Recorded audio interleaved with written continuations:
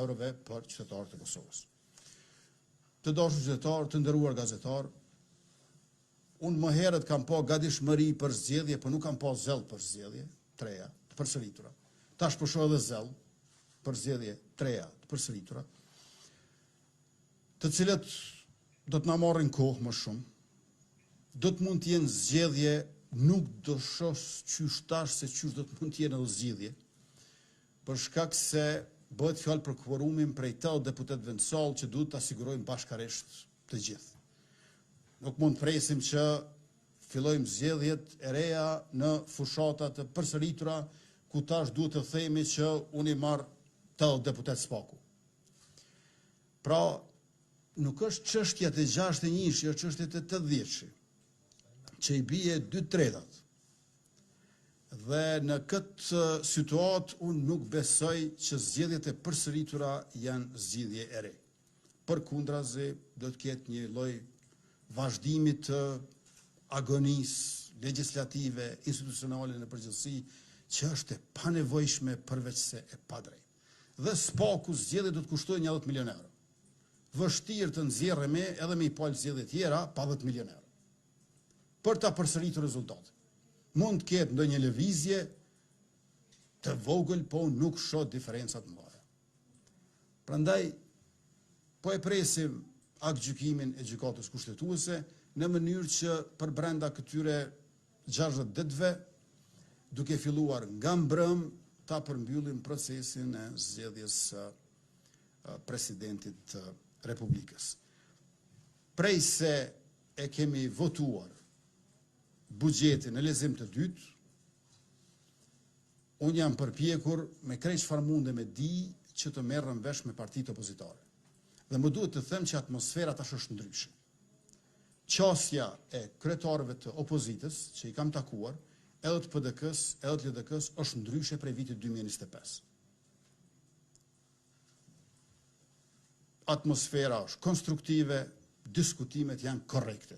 Dhe unë i falenderoj edhe kryetarin Bedri Hamza, edhe kryetarin Ljomir Abdigjiku për këtë qasje të re. Tash edhe takohemi edhe bisedojmë. Me kryetarin Hamza jam takuar 2 herë, me kryetarin Abdigjiku jam takuar 3 herë.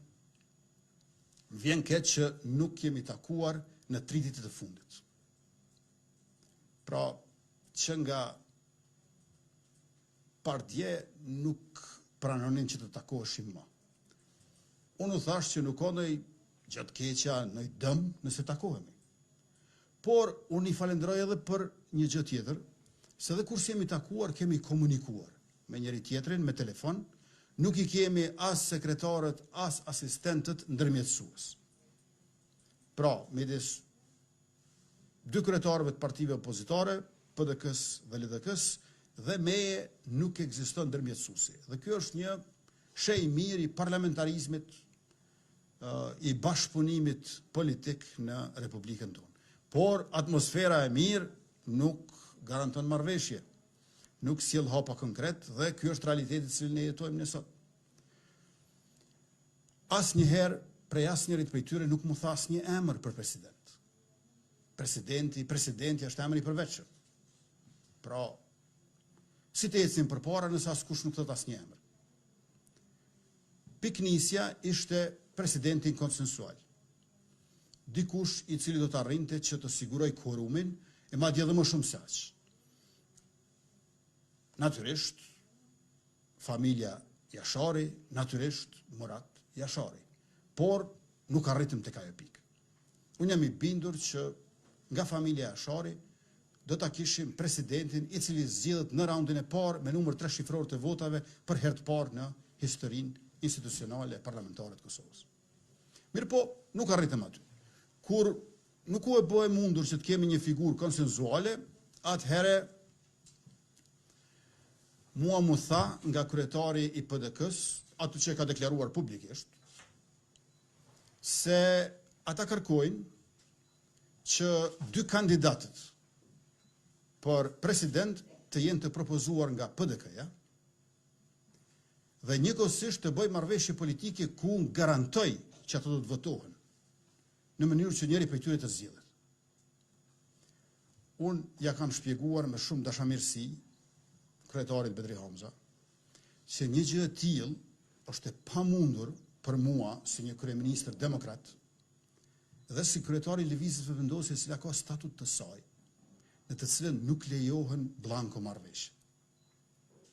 Nuk mund të bëj marrëveshje pa u ditur emri. Dhe e falenderoj kryetarin Hamza që ka pasur mirëkuptim për këtë reagim timin.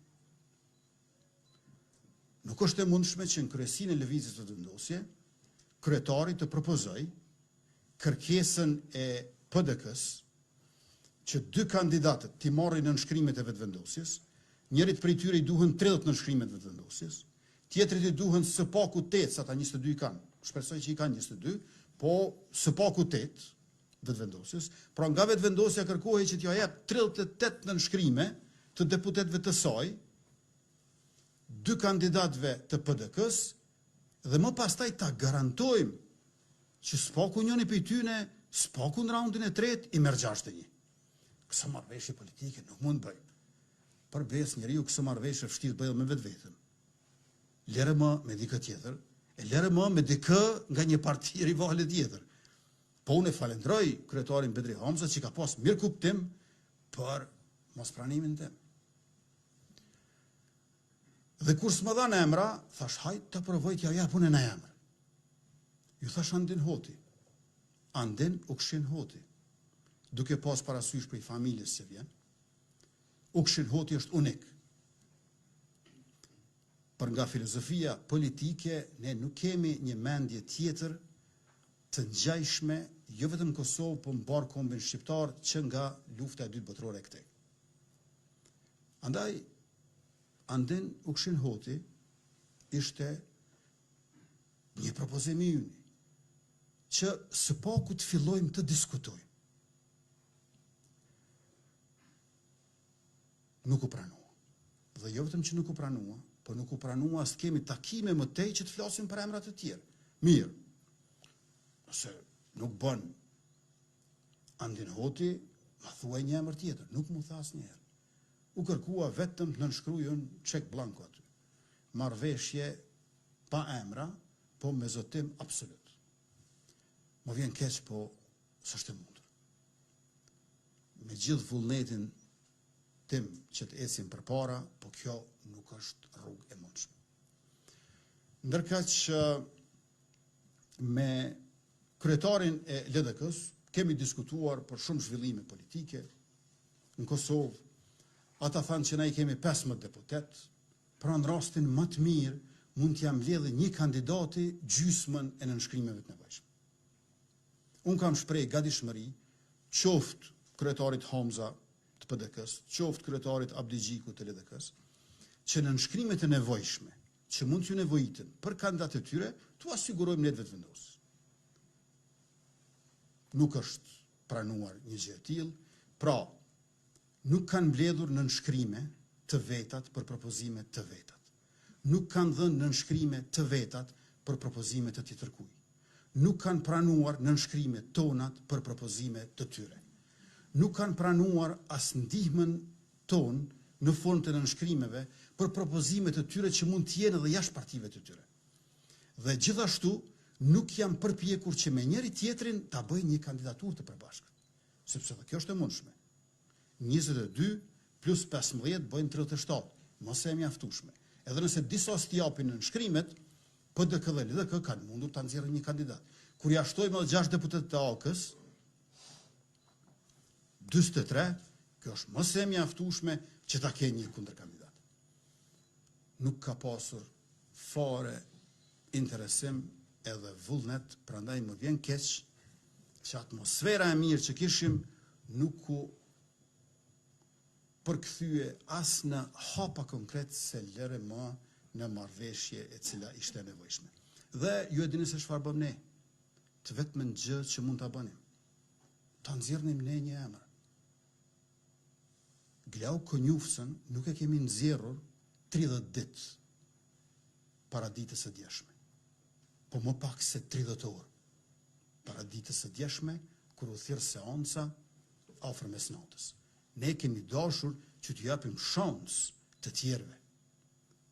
Por në të njëjtën kohë nuk kemi dashur të hyjmë në 24 orëshin e fundit pa pasur asnjë emër askush.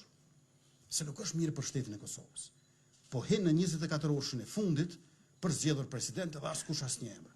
Prandaj një ditë para ne e nxorrëm Vlau Konjufcin. Mirë po, ju e keni parasysh. Veç me një emër kandidat për president, nuk është e mundshme që të filloj seanca. Duhen 2 emra që përbëjnë minimumin e garës dhe më pastaj fillon seanca.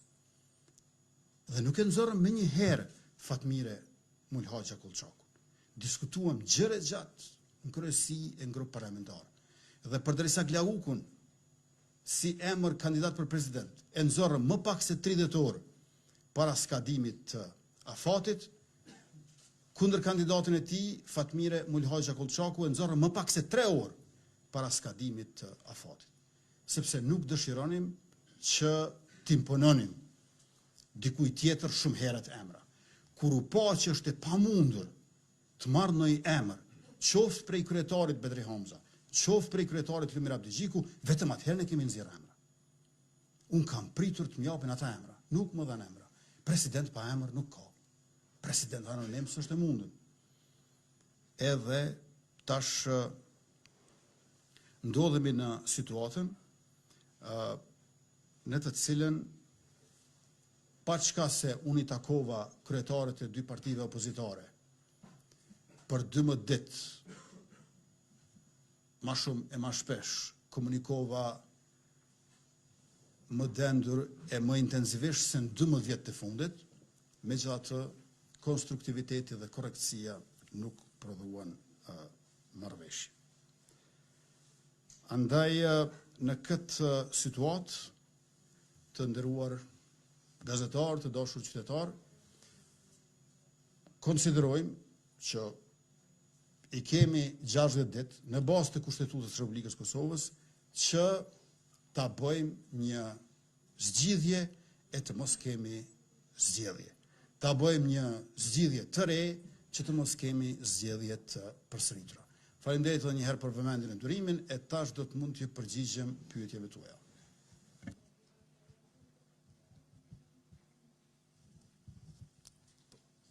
Përshëndetje kryeministër, Shqipëran Xhema prej Kallzo.com. I kam 2 pyetje për juve. Thatë që dekreti për shpërndarjen e kuvendit është lëndë për gjykatën kushtetuese, a e keni dërguar në gjykatë kushtetuese dhe nëse mundeni të me ndo me neve cilat saktë janë kërkesat e juja, edhe e dyta po e përmendni 60 ditëshin që parashihet në kushtetutë, megjithatë nuk po folni edhe për 30 ditëshin para përfundimit të mandatit të presidentit, derisa pas takimeve me kryetarët Abdigjiku e Hamza keni deklaruar që po punoni që ditëve të fundit për me evitu zgjedhjet. A ka ndrruar diçka sa i përket kësaj në kohën e fundit, edhe cili është sakt interpretimi juaj për 30 ditën që ka përfunduar mbrojtja? Faleminderit. Së pari, besoj që parafërsisht në këta minuta është duke u dorëzuar në gjykatën kushtetuese lënda dhe unë besoj që ata që e dorëzojnë e që janë ekspertë të fushës do të mund të japin hollësi për adresimin. Unë besoj që 60 ditë që ka filluar të rrjedh dhe tashmë ka rrjedhur 1 ditë, por 30 ditëshit që ju referuat ju është për të filluar procesi, jo për të përmbyllur ai. 30 ditëshi është edhe fillimi edhe fundi e trajtimit, nëse të 3 raundet zhvillohen të njëjtën ditë. Pra, kur ne kemi biseduar me kryetarin Hamza dhe me kryetarin Abdigjiku, ne kemi menduar që do të ketë 1 ditë të vetme të zgjedhjes së presidentit. Dhe në këtë kuptim, gjithçka të kryhet me 4 ose me 5 mars. Mirë po, ne megjithatë e filluam procesin dhe tash i kemi edhe 60 ditë të tjera për ta përmbyllur atë. 30 ditëshi i referohet fillimit të procesit. Po ku ka më mirë që fillimi dhe fundi të jetë njëjtën ditë. Por në këtë rast, ky nuk është rasti. Leonita Bajrami, Top Channel. Kryeministër, po e përmendet që i keni 60 ditë në dispozicion, po dekreti është Tashmë në rast se gjykata kushtetuese nuk nxjerr masë të përkohshme, i bën që zgjedhjet mbahen mas largu 45 ditë. A merrni pjesë si vetëvendosje në këto zgjedhje tuaj pas parasysh që jeni duke kundërshtuar shpërndarjen e kuvendit? Edhe tjetra, presidentja mëngjesin e sotëm tha se ndodhemi në këtë situatë për shkak të personave, për shkak të njerëzve të papërgjegjshëm dhe me qëllime të rrezikshme. A konsideroni se jeni person i papërgjegjshëm dhe me qëllime të rrezikshme? Së pari,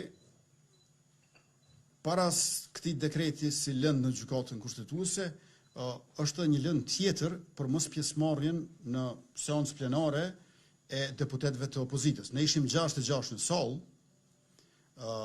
që do të thotë se aty i bie edhe 54 mungonin. Këta 54 e kanë shkel kushtetutën për shkak se nuk kanë lajmëruar pse po mungojnë. Minimalisht kanë mundur të thonë për arsye politike, ose nuk na pëlqen kandidati. Do t'ishte e kuptueshme të thonë për shkak se kemi problem kategorik, kardinal me Glauko Njufcën, ne nuk marrim pjesë. S'paku ta epshin një farë arsyetimi politik, madje edhe me primesa personale, s'ka kur problemi. Por s'dan asnjë arsye. Kjo nuk është e mundshme kështu. Shteti, institucionet megjithatë ndërtohen në mirë besim. Dhe kjo nuk është e mundshme kur ti ndjehesh që nuk ke nevojë të arsyetohesh apo të justifikohesh për mos kryerjen e detyrës. Tashmë je jashtë sistemit. Kuptimi i koherencës së sistemit është që ti ndjehesh i obliguar të shpjegohesh, të përshkruash gjendjen tënde, të mundësisë ose të pamundësisë. Mirë po, të ndjehesh se nuk ke nevojë të arsyetohesh për mungesë, tashmë je jashtë. Pra, në këtë kuptim, unë besoj që para lëndës së dekretit është një lëndë tjetër e cila është dërguar mbrëm. Dhe është konfirmuar nga gjykata kushtetuese që ajo është pranuar. Tash, nëse zonja presidente nuk ka folur me emra, unë se di pse ju shkon juve mendja të kënd. Sepse veçlëvizja vendosje ishte në sallë, bashkë me Guxon dhe me minoritetet jo serbe. Vetëm një moment, do të thënë, nëse flasim për shtypje të përgjithshme, ajo është një gjë, por nëse flasim për njerëz të përveçshëm, unë nuk e di që jemi përmendur aty, nëse ju keni të drejtë, sërish unë besoj që përgjigjen duhet ta kërkoni tek ata që e thanë, jo tek hamendësimi se kush mund të jenë ata. Dhe krejt në fund, unë besoj që të papërgjegjshëm mbrëm kanë qenë ata që kanë munguar. Papërgjegjësi është të mos zhvesh në seancë dhe ta kryesh obligimin kushtetues të pjesëmarrjes në votim për zgjedhjen e presidentit. Qëndresa Tërshani prej Klan Kosovës. Kryeministre, nëse mund na tregoni pse nuk e rikandiduat Vjosa Osmani sërish për pozitën e presidentës së shtetit, pasi saktësisht me datën 25 shkurt Glauko Njufca ka deklaruar që ai nuk mund të jetë kandidat, pasi që është me libresë të vetëvendosjes, rrjedhimisht nëse kandidohet, i bën që shtetet përmuri opozita siç është shpreha ai. Ai bën që e kandiduat për të ndodhë pikërisht kjo, pra që të mbështetet për muri opozita. Dhe po ashtu nëse mund na tregoni, nëse do të merrni pjesë në zgjedhje, sa përqend mendoni sipas parashikimeve tuaja që mund të marrë vetëvendosje, a mund të shkojë mbi 51 apo mund të ketë rënje? Faleminderit. Së pari, ne jemi përpjekur që ta gjejmë figurën konsenzuale. Dhe shtegun për propozime partijake e nisi partia kryesore opozitare PDK-ja. Ne nuk ishim për ato. Po kur na u tha neve që mund të bëhen veç se propozimet partive dhe afrohej afati kur ne duhet ta jepnim së paku një propozim, ne erdhëm tek emri i Glauko Njuftës, që unë besoj ka qenë vendim i duhur e i drejt i kryesisë së lëvizjes vetëvendosje. Tash, ne e kemi ditur paraprakisht që as presidentja aktuale, as presidenti potencial nuk ne garantojnë kvorumin. E kemi ditur. Kjo po mbrëm me ata 66 deputet. Dhe në këtë situatë ne kemi bashkëpunuar me parti tjera. Dhe kjo është arsyeja kryesore pse ne kemi vepruar ashtu siç kemi vepruar dhe në fund erdhëm në situatën ku nuk ishte kandidate edhe presidentja aktuale. Në anën tjetër, ju e dini që unë jam aktivist, nuk jam analist. Rrjedhimisht ne shtojmë numrin e votave, ne nuk parashikojmë sasinë e tyre. Në këtë kuptim, sa herë ka fushat zgjedhore, jemi ne aty, por unë nuk besoj që kemi një krizë të tillë institucionale, e cila tash në mënyrë të detyrueshme na shpije në zgjedhje të reja. Unë besoj që shumë gjëra janë vështirë të kuptueshme tani, aq më vështirë të shpjegueshme, ndoshta deri diku të përshkrueshme, por koha do të tregoj dhe atë shumë shpejt se çfarë ka qenë ky lloj planja, kjo lloj skeme, që neve të detyrohemi për zgjedhje të përsëritura në mënyrë të padrejtë e të panevojshme, madje edhe prej atyre të cilët thoshin se jo nuk i duam zgjedhjet. Ju po e shihni tash se lëvizja vetëvendosje, unë si kryetare, kryeministër, jam i vetmi në fakt që nuk jam për zgjedhje të reja. Nuk jam për zgjedhje të reja. E ata të tjerët, të cilët thoshin dikur që nuk janë për zgjedhje të reja, tash janë shfaqur në një dritë tjetër. Përshëndetje, Kosovë Gjoci, Euronews Albania. Zoti kryeministër, dy pyetje i kam për ju. E para është me çështjen e dekretit. Ju përmendet dy lanë që kanë shkuar në gjykatën kushtetuese, por megjithatë ne e dimë që këto lanë nuk bllokojnë procese, siç ndodhi rasti me Rashiqin për shembull. Përveç faktit që ishte në gjykatë kushtetuese, proceset rrëdhen, që i bie faktikisht se nëse nuk kemi masë të përkohshme, cilat do të jenë hapat e lëvizjes vetëvendosje në këtë rast. Dhe pyetja e dytë është, e thatë më herët që keni ofruar ndihmë vazhdimisht të disa llojshme, po them, për opozitën.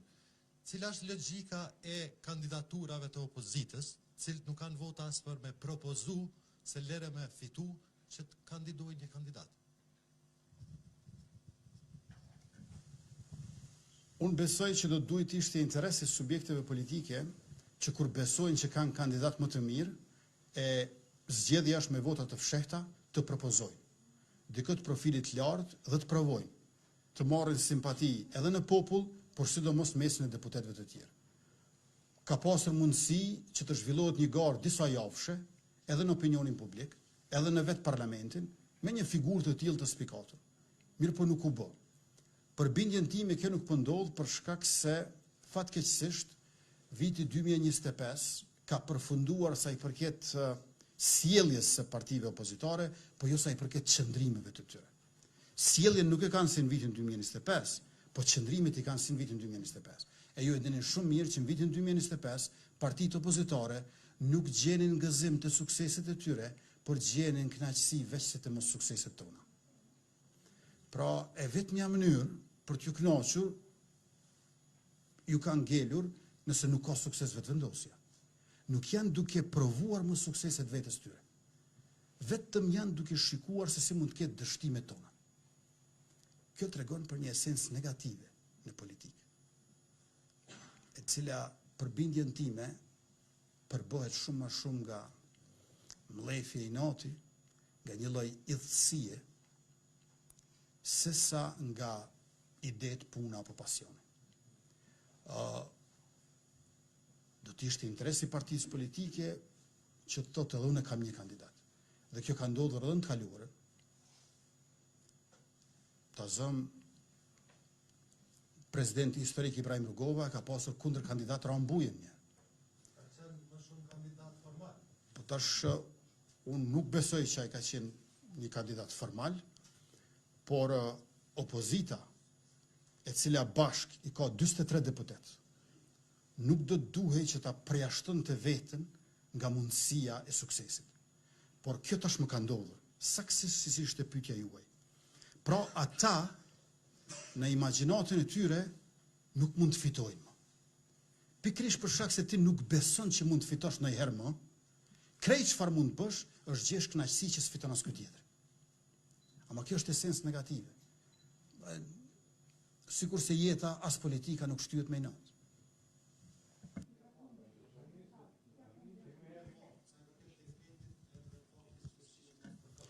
A do të kemi mas të përkohshme e marrim vesh.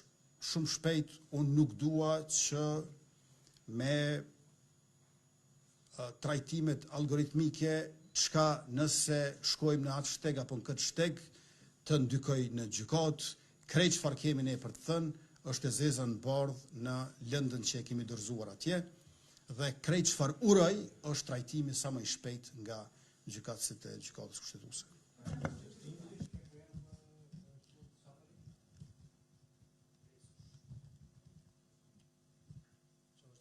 Zoti Kryeministër, Blerta Zuka prej të 7, nëse mund të me na tregun ose me konfirmuar nëse i keni ofruar Vjosa Osmanit një post ministror ashtu siç edhe është raportu, dhe e dyta pak më herët në deklarimin e ju i thatë se nuk i friksoni zgjedhjeve apo rezultateve që mund vinë, pasi sipas jush mund të jetë një ndryshim shumë i vogël. Mirë, po çka nëse Vjosa Osmani i bashkohet potencialisht LDK-s ose ndonjë subjekti tjetër politik, a i friksoni ndoshta fuqisë saj politike që mund ta ketë në këto zgjedhje?